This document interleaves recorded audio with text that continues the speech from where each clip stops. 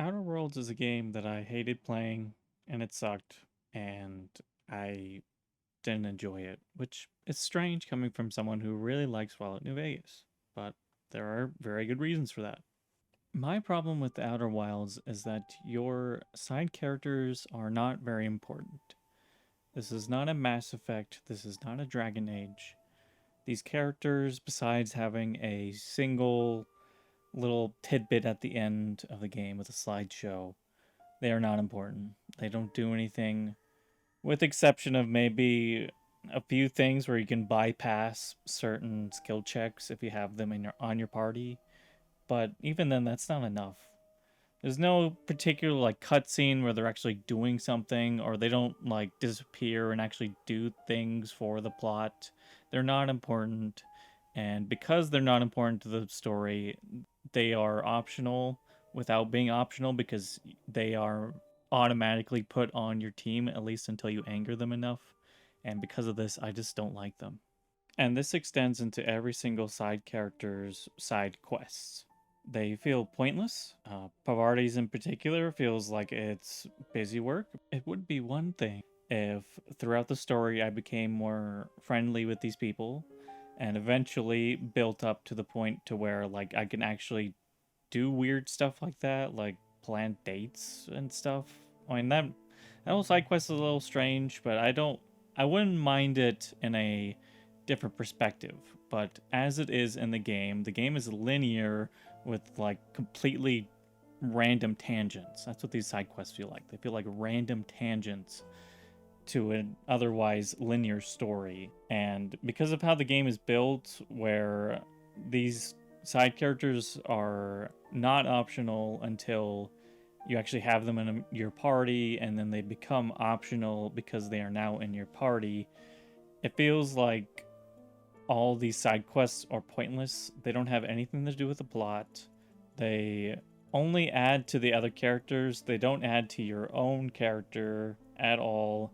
And there's no like additional information, or at least not enough to qualify them into this kind of story, which is a linear one. If this was open world, I would be more accepting of this kind of writing because at that point you would get to choose whether or not you wanted to do these things. But because you were almost forced to in order to get a good ending, it feels arbitrary and it feels pointless because these characters just don't do anything.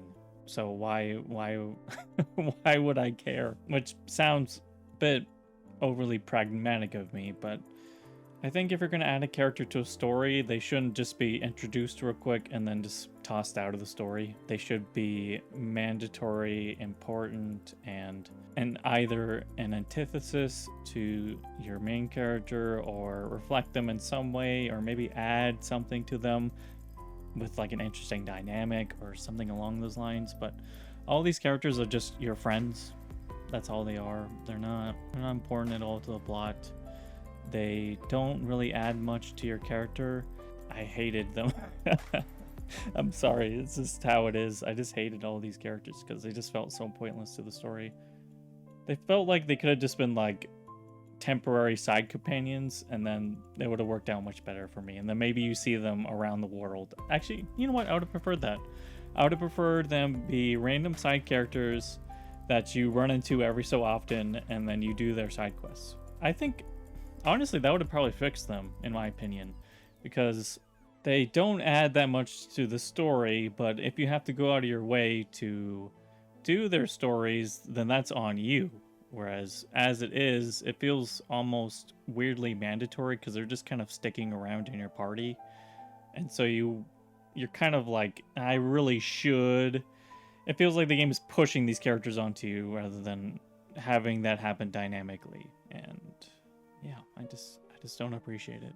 I'll use an example from another game, but in KOTOR 2, for example, Atten flies the ship. Beodor fixes the ship. Kreia is your character's master. The Handmaiden is a fighter who teaches you her Achani arts and makes you better at fighting. Besis claims to be your protector, and so she follows you around. And Hanhar is being threatened by Kreia, and so she tasks him with protecting you, and so there's this interesting dynamic there. Mandalore is a demolitions expert slash also a chem expert as well.